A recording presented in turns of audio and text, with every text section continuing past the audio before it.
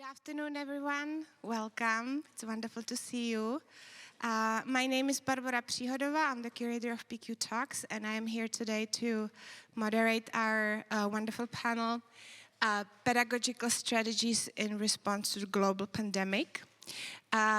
We have been talking about teaching pretty much since the beginnings of PQ Talks. Obviously, a lot of us, it's an organic part of our conversations around contemporary performance design and scenography. A lot of us are educators, and teaching is always on our mind. Maybe this is a moment for me to share that the open call that we had, actually, the most papers were about teaching. It's something that folks clearly wanted to talk about. And so we've had different panels. We've had teaching in the context of ecoscenography. We've had panels about costume pedagogies. This morning we had a wonderful collection of different schools of scenography. And this afternoon we're focusing on this particular, very specific experience we now all share, with different impacts and different ways of experiencing it. Nevertheless, something that has affected us globally, right? The pandemic. And so I have these wonderful presenters here who are gonna share their ways of dealing with the challenge of engaging our students during the pandemic and coming up with ways to be able to teach them in those very difficult conditions, right? Teach performance design online, etc., which sounds like an impossible task to do, but I've seen so many wonderful ways of people dealing with that issue.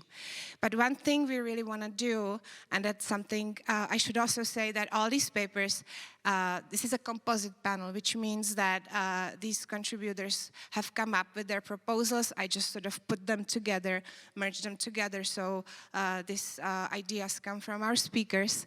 And the underlying sentiment was, let's talk about what we can take into the future. How can we use what we learned in that difficult moment? How can we implement those things into the future to move on? So this should not be just about the past, but really how can we continue with our work in new ways.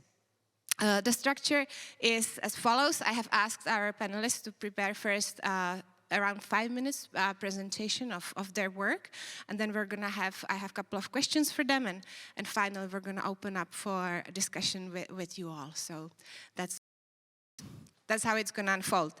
So right now, let me introduce here Alex Oliszewski. Alex Oliszewski comes from the Ohio State University. He's an award-winning media designer, projection designer, and educator with extensive experience in live theater, film, and VR. Please help me in welcoming Alex.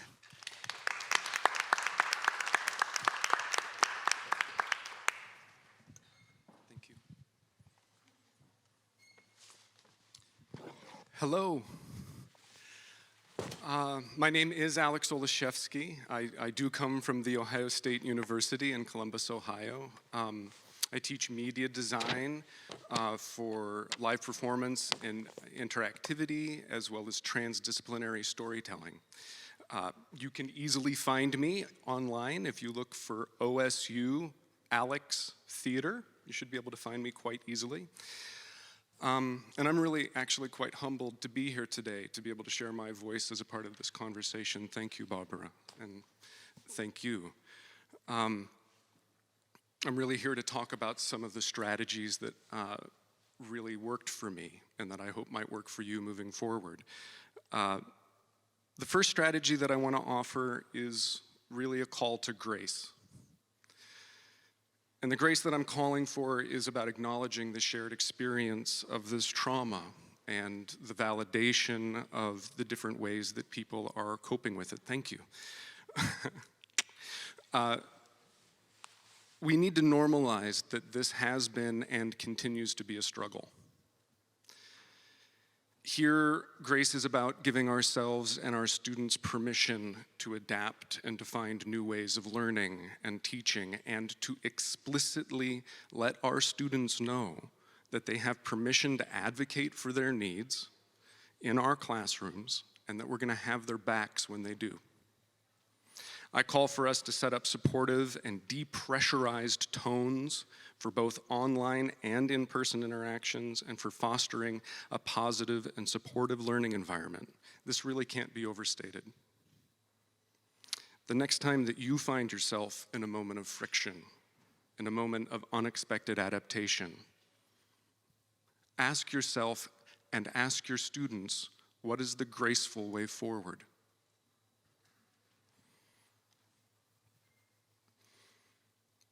Balance. Complexity can add unnecessary strain.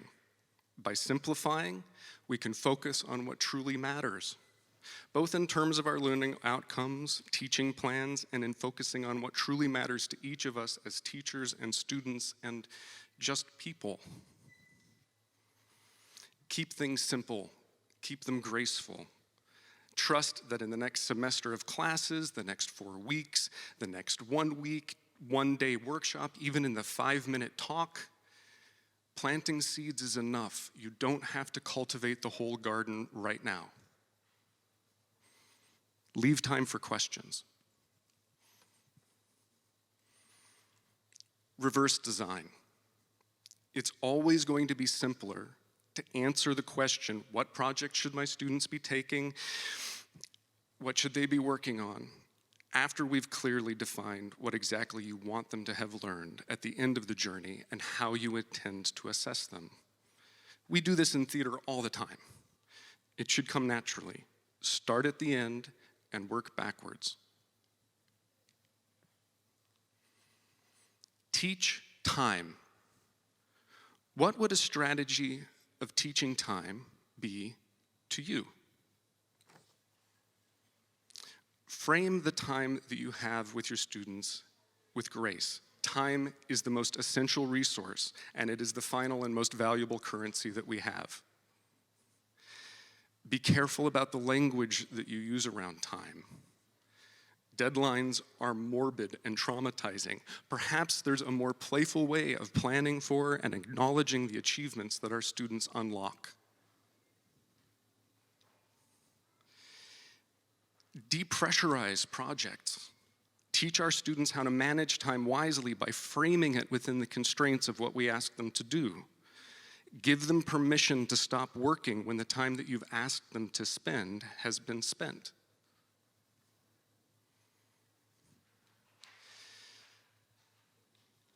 I want to say 1,000 things, but this book does it much better than I can. Small Teaching is a book that I recommend you read along with its accompanying book, Small Teaching Online.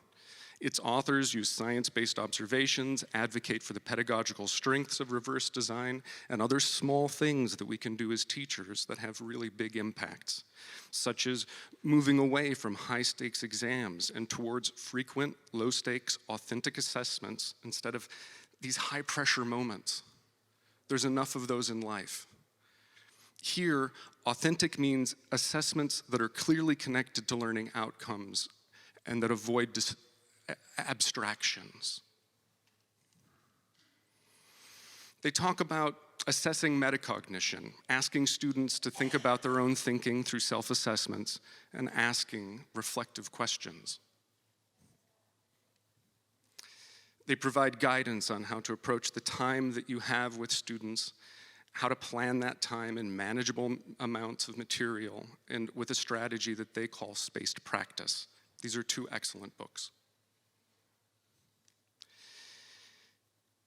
Please continue to embrace the digital technologies that were our lifelines in the farthest and most telepresent moments of the past years. The virtual classroom has its challenges. It's not perfect, but it has opened so many doors of accessibilities that we should not close. And finally, please wash your hands to continue to protect yourself and the others in the room with you again, and use rubrics. Seriously, they simplify your workload by reducing the amount of time that you spend assessing and providing feedback to your students. Rubrics also offer your students grace by reducing the ambiguity and the pressure of submitting their work to your assessment in a vacuum. And most importantly, I believe that they help us overcome our own unconscious and hidden internal biases that it is our duty to overcome as teachers. These are the things that I learned over the pandemic very closely, and I am so grateful to have been able to share them with you today. Thank you.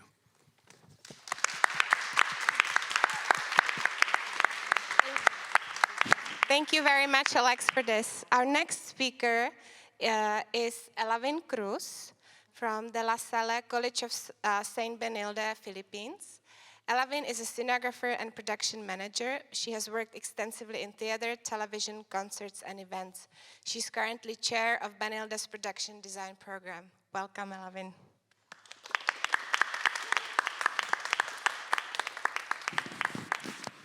Good afternoon, and thank you for having me, Barbora. I'm Eloin Cruz, and I am from the College of St. Benilde, based in Manila in the Philippines.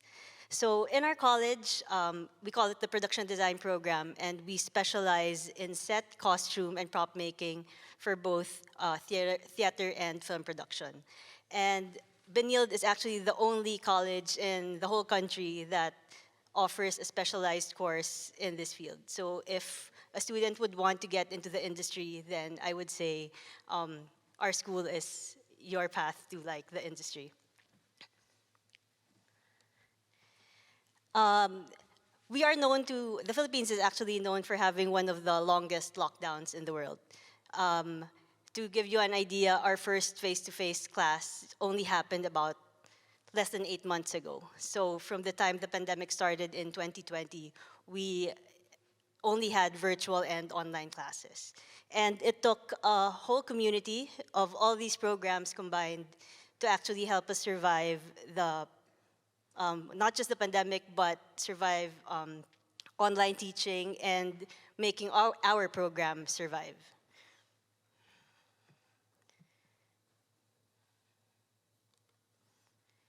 So to begin the teaching during the pandemic, what we had to do was try to start and pre-visualize anything and everything that we could think of.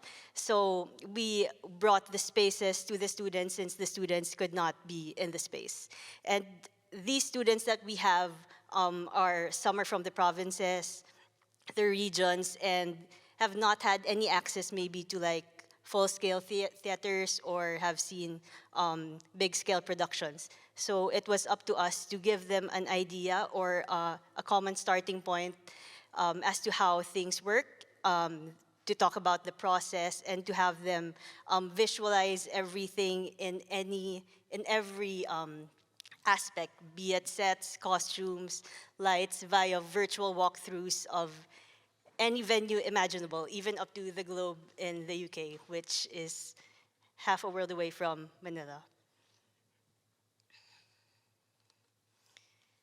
When we started getting comfortable with doing online classes, we then jumped into doing online productions. So it also took a full community to bring these online productions to the students and to the rest of the school community.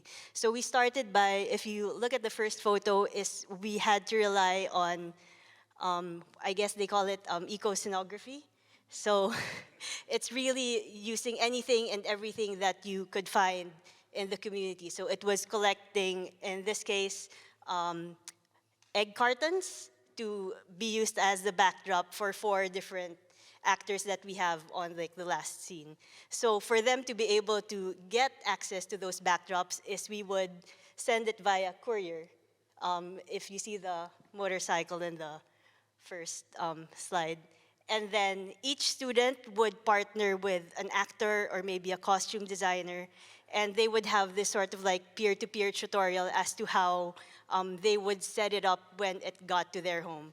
So an actor who had no idea about how to build a set or retouch something scenically, like with paint, would have a virtual tutorial from a set design student to come up and put everything together in their home.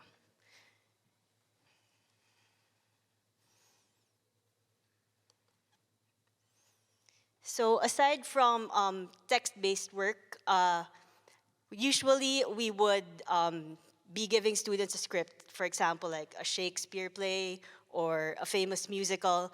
But because the pandemic took a toll on like all the students in terms of like their mental health, we started to introduce their personal stories as compared to giving them stories written by other people. So for example, this class came up with their own online performance called Shatadon. And if you notice the titles, it's Suppressed, The Anxious Student, Overwhelmed, Frustrated, Listlessness, Rush, Stuck, Invisible, Uncertain, Stagnant, Push Clay Under Hydraulic Press, and Life Begins at Night, which is basically everything that someone in isolation would feel. And the output was actually a combined output for maybe 2, 3, or 4 of their classes for that specific term. So it lessened the workload, and it gave them much more time to focus on the process and do research onto how best execute their given concept. And these were also streamed online for the public. So it's still accessible in our Instagram, TikTok, YouTube channel, if anyone's interested. And then we also had a series of webinars and artist talks. Since we could not bring the students out into the world, we bring the world to the students. So we've had artists do online presentations, some from other countries like Taiwan, the UK, and we would open it to the public. So not just for the students in the school, but to the rest of the community. So it continued this like knowledge of performance making via communities, and it also makes the communities aware of like the possibilities of performance making online in this like hybrid or blended environment. So some examples, these webinars were actually from the other programs shown earlier, but they were also, but our students were also involved in making them as they would be like our production or like backstage team with like the graphic design and the video editing and things like that. So for our program, specifically production design, we've had online exhibitions on miniature costumes. So you would see the students make their process in like a small screen. Virtuality storytelling and scene making, where you would make sets and small scale performances using found objects at home with like sets, lights. I even used bubble wrap to give an idea of textures and combined with light. Inferno is inspired by Dante's Inferno. So for this, each student had to give like a walkthrough of their homes so that we could, as a class, select which specific part of their house would best suit a specific scene or a specific text. And we had everything from light, a combination of like a montage collage. Also up is an online exhibit that combines our outputs in costume design, stage effects, and hair and makeup. So we don't look at our classes as individual standalone classes, but as combined output-based classes. So as long as we meet the intended course objectives, then the process in between is more or less fluid or free-flowing. So as long as a student comes up with like a costume or a set design or a specific type of lighting plot, the process in between can change. And it's very flexible as they see through like the process of other artists, they get inspired as to how they could actually combine different types of processes in performance making. And thank you. These are our students, so we're still masked up, but we're back. Thank you. Thank you very much, Elavin. Wonderful, thank you. So our third presentation is a joint presentation by Sara Fagundes and Francisco Leocadio. Sara Fagundes is an architect, scenographer, lighting designer, doctoral candidate, and teacher. She is a professor at the School of Performing Arts of the Pontifical Catholic University of Rio de Janeiro. And Francisco Leocadio is a master and doctor in performing arts, professor at the Federal University of Rio de Janeiro School of Fine Arts, and professor at the Instituto Europeo de Design, and works as a scenographer and lighting designer. Please welcome.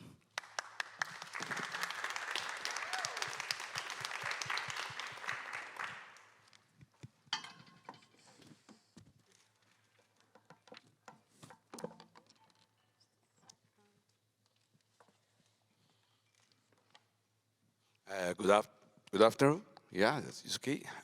We have to read because it's easier for us since we don't speak English so well. Well, we are going to share the development of an educational tool that was created during the pandemic for remote teaching of light design, and which over the time and modifications has evolved into a teaching device for in-person classes. We will present the 3 models of scenic boxes that comprise the development of the tool, so that in all cases, the devices aim to enable students to have a tactile approach to light design in terms of its incidence and luminous qualities, as well as to develop the compositional creation of scene visuality through the use of light. In 2020, during the pandemics, we conduct an online light design workshop organized with the help of Professor Evelyn Lima, who is here on the audience, with the objective of introducing lighting incidents for experimentation in theatrical practices. The first model we developed was based on the repurposed cardboard box covered with black paper to differentiate the walls from the floor. Next, we made top and side incisions for light interference. One side of the cuts was preserved, creating a hinge system that allows for closing the openings when not in use. Another important cutout is the one that allows a front view of the illuminated scenic composition with the option to open just one aperture that can be used for filming. As light sources, it is possible to use a LED flashlight with focus and zoom adjustment, a cell phone flashlight, or even sunlight. Here we have photos of the completed box where we can see the openings, cuts, fittings, lining, and the maintenance of the box lid. Here we can see the study of lighting incidents, such as the front light on the floor, an angled front light at 45 degrees, and a backlight. To demonstrate how light reacts to smoke, we used an incense inside the box, functioning as a little smoke machine. It is also worth noting that the limited incisions in the box offer a type of control over the light bin, functioning as a focal openings. Well, in 2022, I was scheduled to teach a presential lighting course in a regular classroom without any technical equipment. In order to develop a practical course where the relationship between light and scenography was the path to thinking about the visuality of the scene, I turned to the tool developed for this remote workshop. So, in dialogue with Francisco, I developed a second version of the scenic box, deepening the investigation into the potential of light by introducing other light sources, variations in intensity, colors, angles, and positions. For the second version of the box, we kept the materials and approximated dimensions of the first model, as well as the front opening. I increased the side openings, completely removed the top of the box, created a lighting rig system, and floor light supports. The light sources used were LED modules, LED flashlight with focus and zoom adjustment, and an incandescent bulb. Using a material called cinefoil, I created medium-sized focus devices for the lamps. To test colors, I used a gel color palette. And finally, the light control system was achieved through a plug dimmer and a power strip filter. Here we have some students' experiments with this second box. Considering that additional openings and lighting rigs could generate more complex visual compositions and that another lighting control system could expand the possibilities for lighting movements, halfway through this course, I developed the third scenic box. For this version, we used the black painted MDF boards.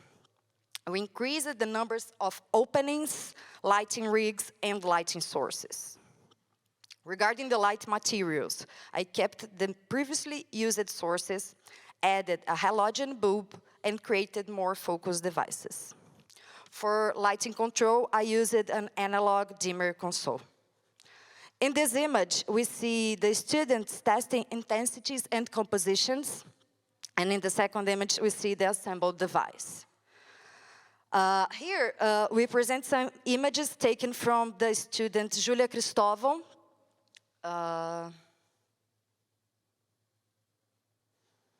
And to finish, we have the three scenic boxes side by side.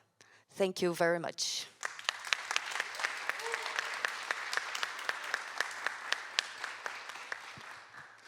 You can keep it. Yeah. Thank you for sharing those wonderful ideas. I know that Alex has already started talking about it a little bit, but I want to go back to the idea what the question, I'm sorry, I'm going to remove this. I see you leaving. Thank you. Yes, I'm going to make myself more visible.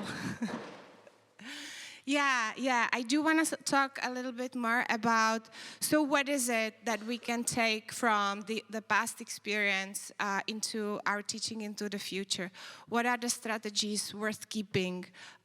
Maybe what did we learn from the challenges that teaching during the pandemic presented? If maybe Sarah and Francisco, would you like to start? Yeah. Yes, actually. Okay. Perfect. Sounds Okay, great.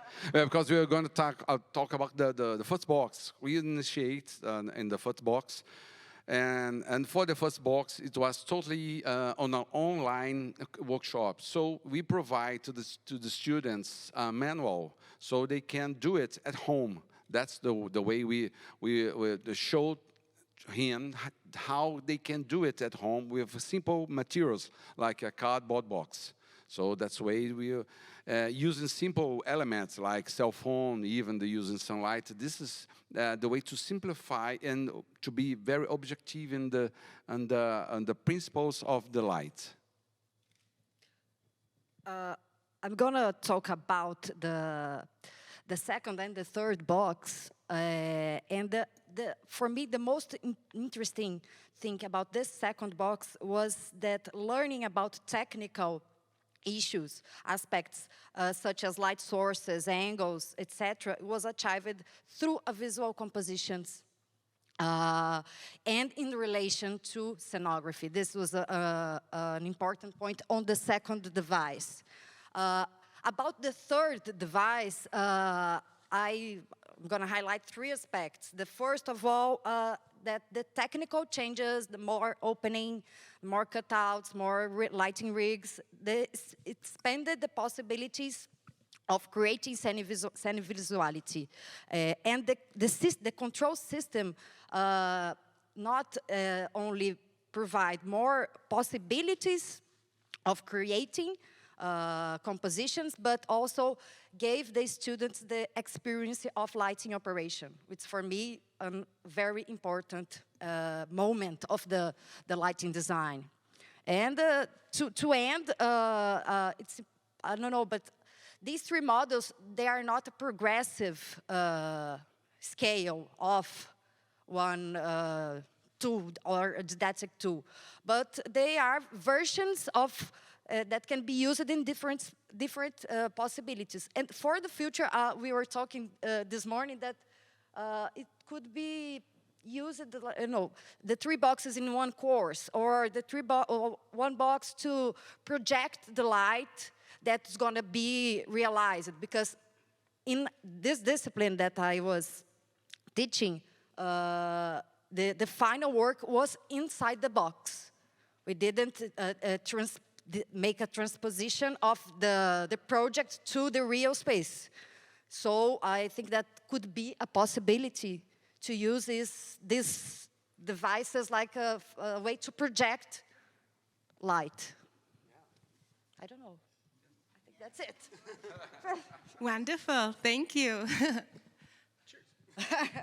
Elavan, would you like to go? I think we learned that there is like an endless, possibilities are endless. Like if you combine like technology with creativity, and given the time we spent in lockdown, we learned how to maximize the use of space. Like I can't remember how many times I reconfigured my bedroom to suit like a specific project and to make a demo for our students. And I also learned that students now are very instinctive when it comes to the use of like technology, especially social media. So the use of, I don't know how many, I was forced to like make accounts for every app imaginable. And you learn to maximize the use. For example, a regular scene per scene could be done in 15 seconds in Instagram. So that already creates a new possibility for a new performance. Or a TikTok algorithm can lead you to like a choose your own adventure type of performance making. So technology combined with like traditional methods can lead to very different like approaches and like outputs when it comes to performance making. Thank you. Alex? So I've got 3 ideas of specific things I might offer. I teach a lot of software. I teach a lot of programming in media design. And one of the things that I found was that in the Zoom world, students being able to see my screen while I was doing my programming was incredibly helpful. And the students then being able to record my screen or have a recording of that process afterwards was, I got some of the best outcomes I ever had from even before the pandemic. So I've learned that now in my classrooms, even now that we get to be in the same room with one another, I continue to Zoom to their computers while they sit across the room from me and record my screen so that they can continue to just see what's going on. It's so much better than you trying to follow what I'm doing up here on the projector. And sometimes we have specialized classrooms where you can, have a second screen, but then being able to go back and watch the recording really has helped. That's something that I'm hoping to hold on to as we move forward. A second thing that I learned is that in the last 3 years, I had more students come to me having lost a member of their family or having had to care for a member of their family than I had in the past 12 years of my teaching.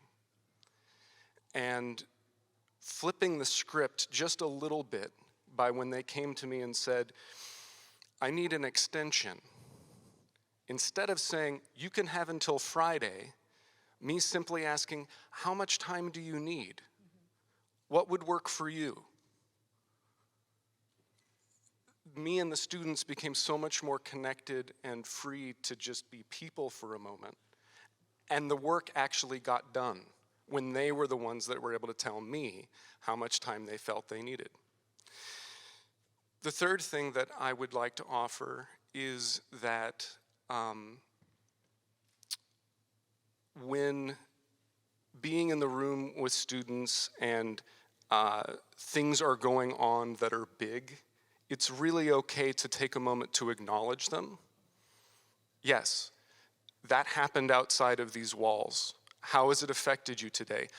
Literally doing circle time with graduate students is okay, right? Let's go through and just take a moment and acknowledge where we are so that we can take that and set it aside for a moment, because we really are here trying to show up to do our best, to try to learn, to try to lift ourselves and each other up. And those really simple things I saw go a long way to create communities of learning that helped me program Isadora, that helped me teach them more about all of these things. And so I think that's why I'm so passionate about focusing on these simple, smaller things. But yeah, thank you. Thank you for the question. I really appreciate you talking about the students. Students are who we do it for, who we do it with, right? So yeah, let's talk a little bit more about them. Maybe back to Sarah and Francisco. So how has your relationship with your students changed? What are you bringing from that experience and the transformations that you undergone in that moment? What are you bringing with you as you move on with your teaching? Well,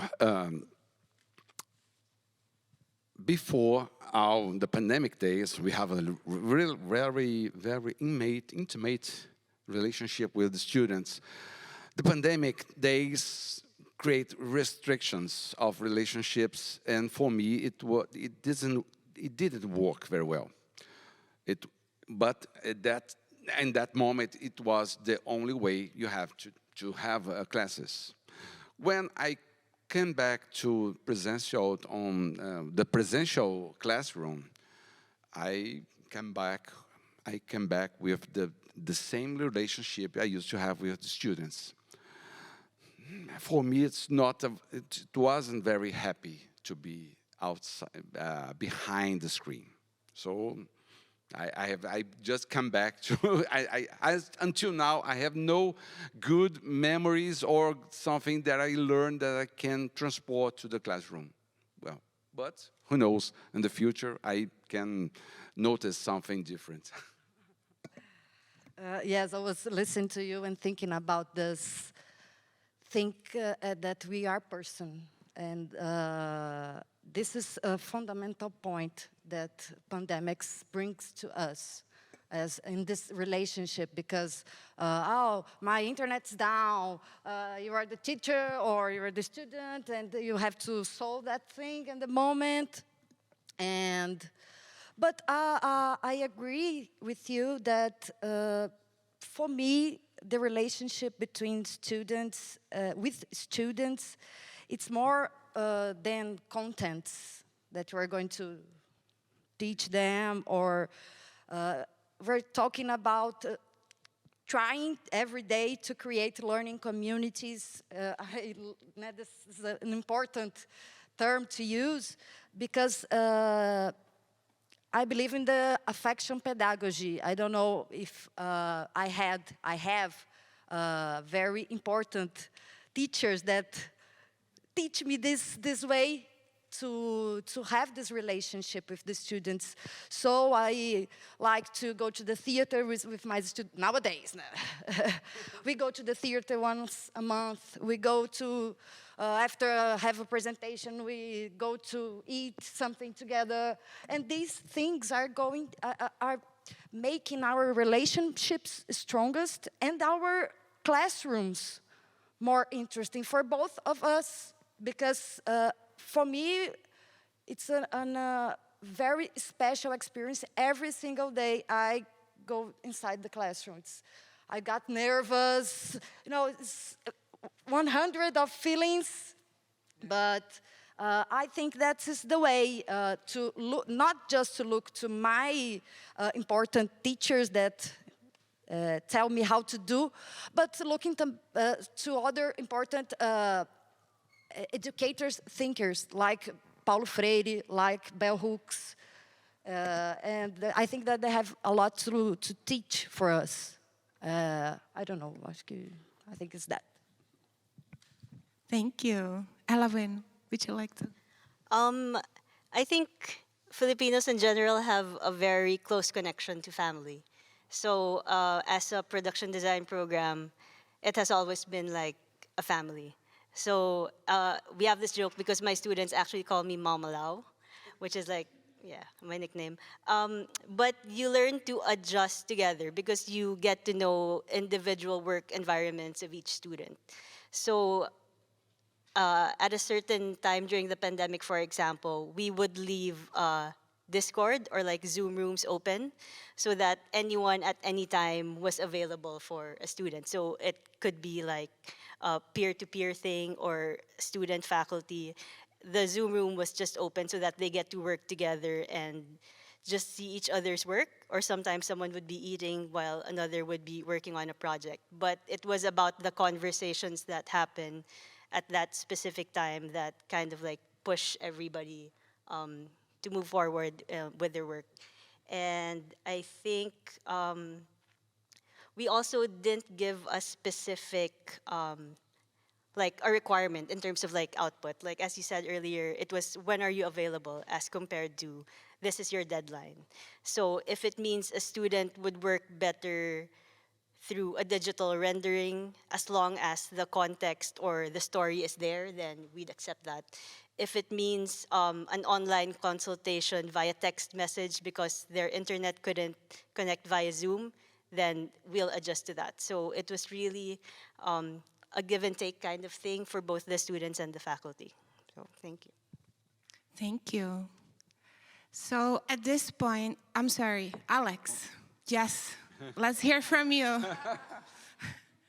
I think that the main difference that I saw between my students before the pandemic and when the pandemic rolled in and through was the process of revealing vulnerability. So much of what it means to go to a university, I don't know if you know OSU, Ohio State University is a gigantic university, tens of thousands and thousands of students.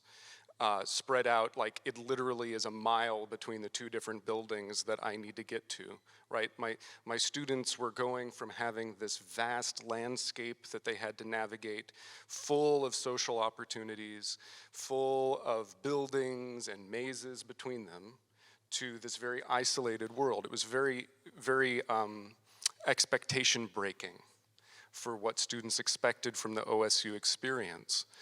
And with that size of an institution comes a mechanistic way of dealing with individual human beings, right? There's a machine to the way that the university works, right? You very much have a dot number and you have a swipe card and you have access to this and not access to that.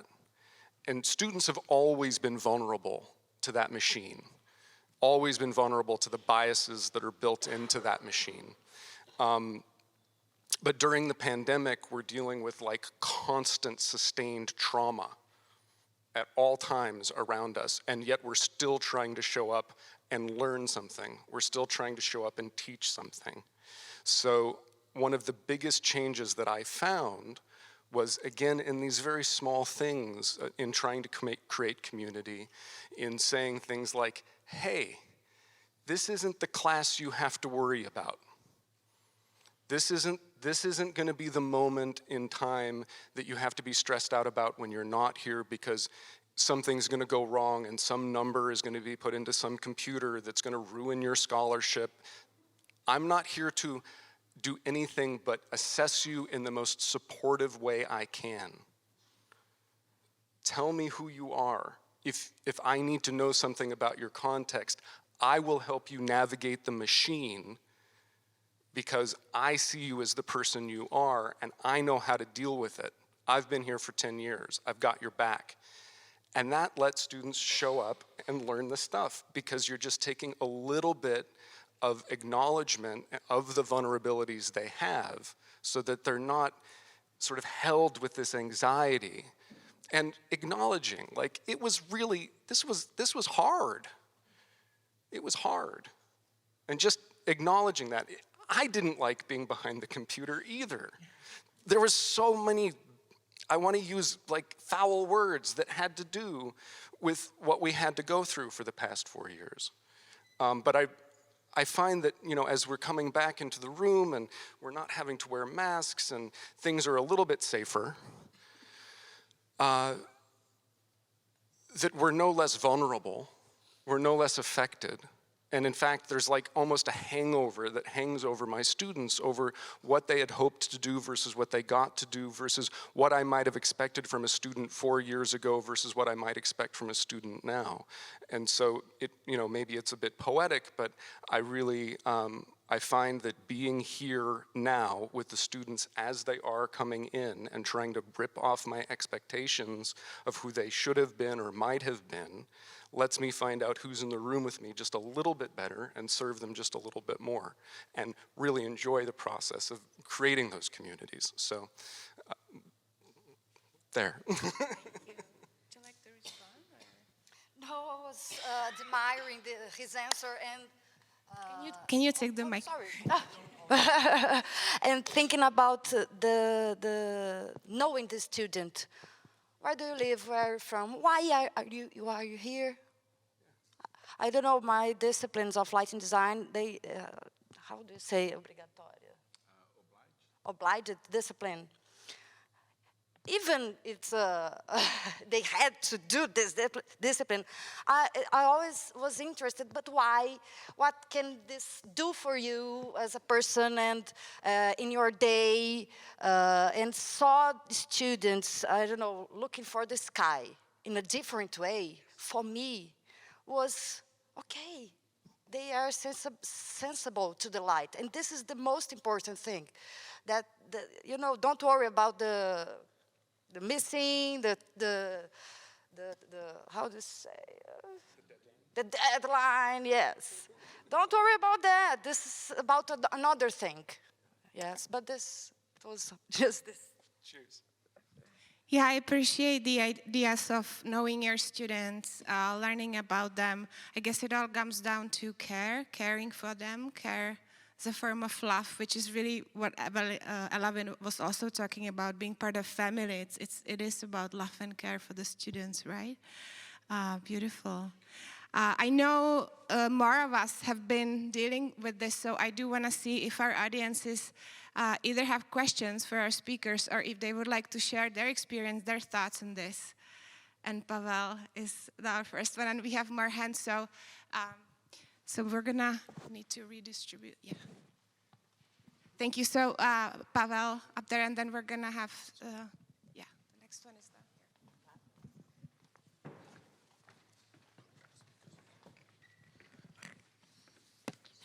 here. Thank you very much. This is Pavel Drábek. I'm co-moderator, but my background, I've been living through that pandemic at a UK university in the drama department at the University of Hull, and I have a question.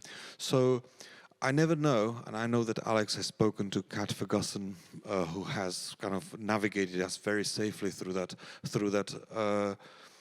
trauma, as you called it, and I would call it a trauma as well. I never know whether we did wonderfully or whether we did awfully. And I absolutely agree about the importance of community, the importance of care. I got to know my students so closely that I had never anticipated that to be the case. I think I've always been approachable, but sometimes it starts to fire back. That students kind of out of a sudden know that, they know what you've got on your shelf. You know what you're wearing at home, which I didn't do, but I've kind of scenographed myself. My problem was, I think it works very well with media training. So when you work with a particular medium, for instance, it can be literature, it can be analysis, and it can be lighting, or it can be design, or even working with texts. I'm a playwright, so dramaturgically, it works wonderfully to share the screen, as you said, Alex, with people and have students work with you as if looking over your shoulder and be part of that process. It's perfect. It's wonderful. And I hope this is not going away. Some of our students have said, for instance, productions meetings are perfect on Teams, on MS Teams, because we can record them and simultaneously also make notes. But my issue is, and I'm coming back to the questions from that opened in the previous flash talks, is what has happened to theatre?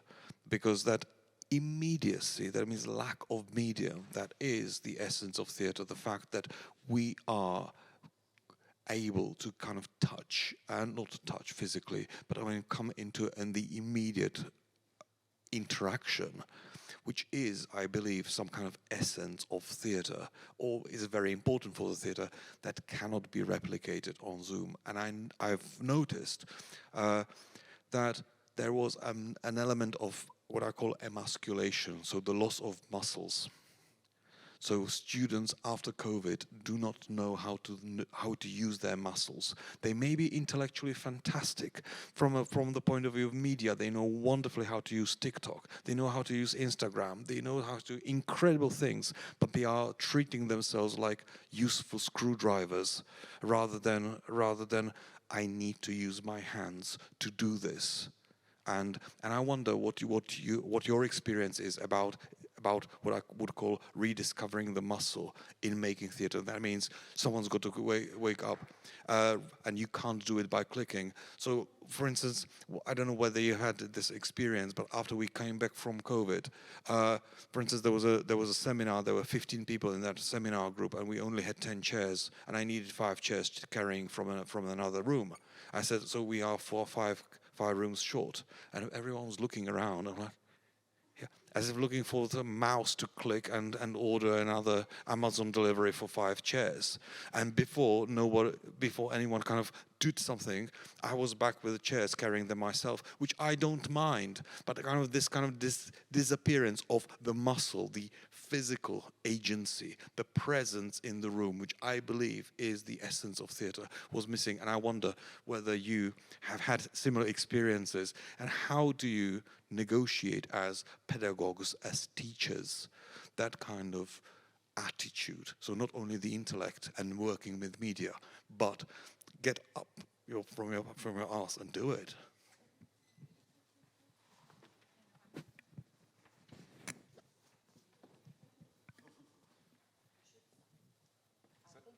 We decided that Alex should start. They've realized I've got lots of opinions. What is the essence of theater, right? I have a guess. It has to do with real time and the agency of interaction, right? Because I can do something very unexpected right now. I can stand up and I can break the frame. I can start to play with the person that's here on the camera. This is what I would do with my students that have forgotten their muscles, is invite them to come and play, right? Break the frame of the screen of your phone or the computer that you're sitting at, and show them that by moving closer or moving further away or picking up the little toy that's on your desk and play with it, right? The theater is a frame, but you could literally all start throwing popcorn at me, right? Like, you can do something unexpected too. That's, I think, somewhere in there is the essence of theater, right? Like, I can hide back, right? There's all of these wonderful things that we can do in the scenographies that we design. And we have conventions, but we get to break them in real time. This is the fundamental difference between what I'm doing right here and how it feels for us and the people that will be watching the video in some future time. They're not going to be afraid of or get that little bit of zhuzhi, sort of extra chemical, whatever it is, that happens when something unexpected happens, because they know it's going to stay on their screen. So I think that's what I think of when you start to ask me just what's the essence of theater. And yes, I've absolutely seen my students coming into it having a set expectation of what the past 4 years have, that, you know, frame what they're coming into when I'm in the room with them. So my biggest offer is play with them. Invite them to come and do something that's just a little bit more playful, and demonstrate that playfulness, and like walk over to the chairs and play with them across and see if they'll come and play with you. Welcome them back into their muscles through kind play. Wow, it's not a simple question. This is not a simple question. But I would start a again, talking about bell hooks, that says that teach is a theatrical act. So what's this essence that do these two areas to get together? And when you talk about the surprises, not on the teacher side, but on the student sides, and when students say one thing, do you question that sometimes break you down? And I don't know, this is one thing. And the other thing, I guess, is the tactical approach. And talking about this device specifically, I was teaching for students on the fourth semester and into 2022. So these students have never been at the university before. They didn't knew the university before this first course. So there was a lot of things. You have first to know this place, to, I don't know, and I don't know, I think that this purpose, we could try, I could try another way, but to put the hands on the box was something important to me, to put to see what's the fixture? What makes a fixture? It's the lamp, it's the mirror, it's the lens, it's the focus, and do these works with them, because in our field we use a lot of technology, and the light is, you know, you can program, simulate, operate, everything. The computer can help you, and it was important to me that students know to touch, to do, I don't know, to make fios, cabos, wires. So I don't know if I have an answer, but your question make me think about these 2 points. I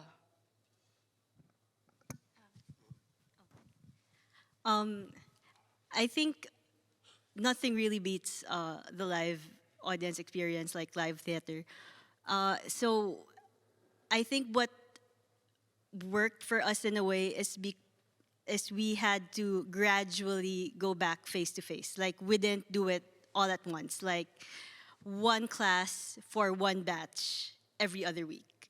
So it was like this gradual reintroduction to being in a space.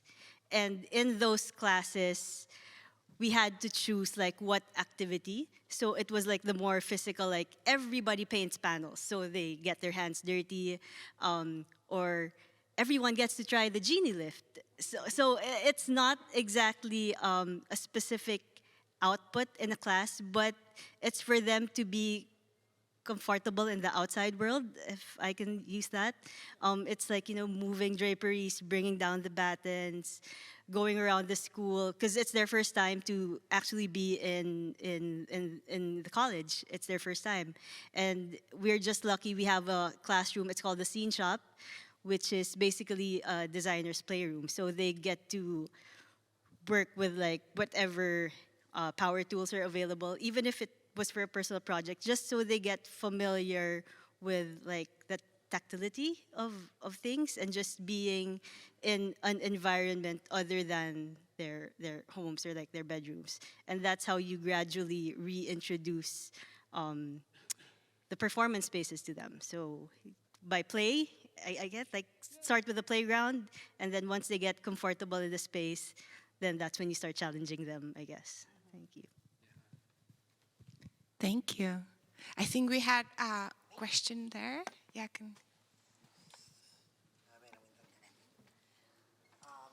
Sorry for my English. I'm Elizabeth Castells from Barcelona, the Institute del Teatre.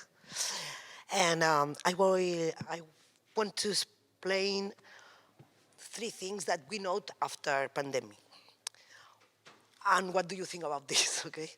First one is that our students change their mind, their way to think, their way to create. They think now less structure, with less structure, more constellative, more simultaneous ideas, pop-up ideas sometimes, clever ideas and stupid ones together, always like this. But change a lot the way to teach. Because it's different to explain or to go with a structure on to grow what, step by step. That to work with students, young people that sometimes don't know the university studies. And you must do, I don't know how to it, to coser. Okay, yeah, to the ideas, these pops ups. No? The second thing is they don't believe in fiction. They don't want more fiction because the fiction is in their life. The screws, the distance between the family or the colleagues, the social medias, whatever. It's a lot of fiction in their life and don't want to make more fiction, just want to make performatic or, I don't know, real things to touch, to find their bodies. I don't know if it's clear, this idea. And the third one is we have a lot of mental illness after pandemic. I love when you explain all the talks or performance that in your school that was anxiety, rabia, no sé, I don't know, a lot of growth. Depressed, anxiety, overwhelmed, no? Everything of this. And I think art could help us. And I don't know how, but I think the schools of art can help in this a little bit. But we have to learn a lot of this. Again, neurologists, no, we have to be teachers, neurologists, psychology, no? We have to learn a lot of knowledge. And for us, it's really difficult, but we have a lot of helpful esperanza in the future, because they are the future, and they show us the way, no? Just this. What do you think about? If it's the same sense or feelings that you live or not? Whatever. Yeah, so we're talking about changes in the way students think, right? And as they're reflected, and in teaching, and then the idea of dealing with traumatized subjects, really with mental illnesses. Anyone would like to respond? Well, Big topics again, yes, right? I have an opinion about that. Every teacher is getting old each year, and every year the new students enter in the university with almost the same age. We go out, so, and the distance of generations is getting bigger, larger every year for you. So every class is gonna be different from the class before. And okay, we have a pandemic era, but it's not only the pandemic era. The world is changing besides the pandemic era. So you have to adjust to perceive how is this mass, this group of population with 17, 18 years old is different from the generation before. And life goes on. I agree with you, and I will pass the answer.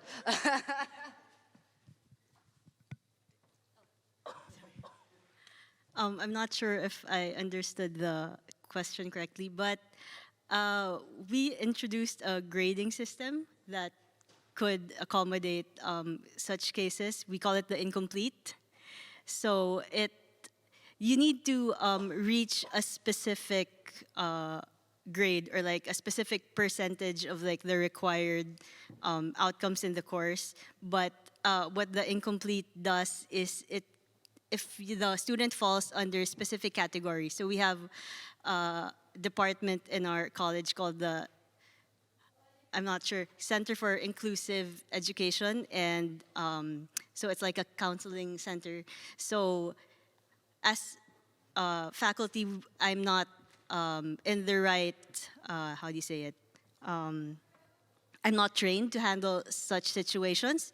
So what we would do is we would have a conversation with the student and then turn them over to that department so that they could address the concern. And for the incomplete, it gives the student enough time to actually complete the requirements of the course. So it depends on what the advice is of that center, and we adjust to that.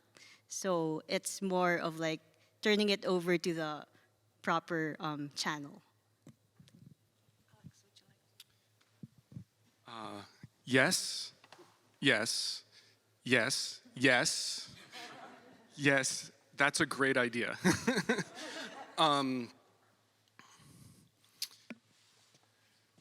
I always let my students know that I have dyslexia. That in having dyslexia, there's certain things that are very, very difficult for me that I have to ask for help to do. I always make sure to let my students know that I go to a therapist as often as I need to and at least once a month. I'm not trained to be a therapist. I'm not able to provide that, but I know what it's like to need that, and I've got your back if you need to help find that. I'll help you navigate the machine that's OSU. Those resources are here for you. And I try to normalize the idea that it's okay to ask for help. So, yes, yes, yes, yes, yes, yes, and thank you. Yes. I think we could do one more question. Yeah, okay, there at the back. Can you go up? Yeah. Can you get them the mic, please? I think I got it. Yeah, we need the mic for the recording. Sorry. I don't know if this is structured in a way that it has an answer per se, because I'm pretty sure we're all experiencing the same types of things.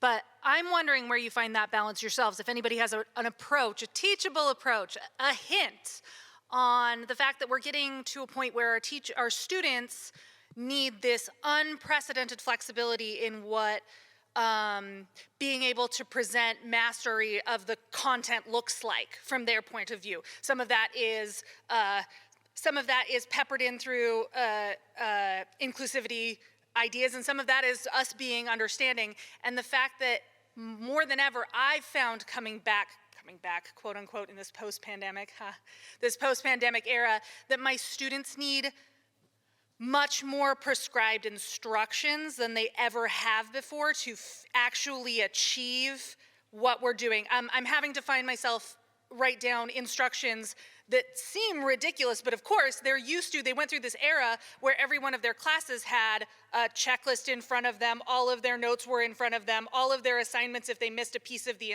assignment, that one didn't light up green. And so I'm finding myself having to put things like, make sure you answer this short form answer in complete sentences.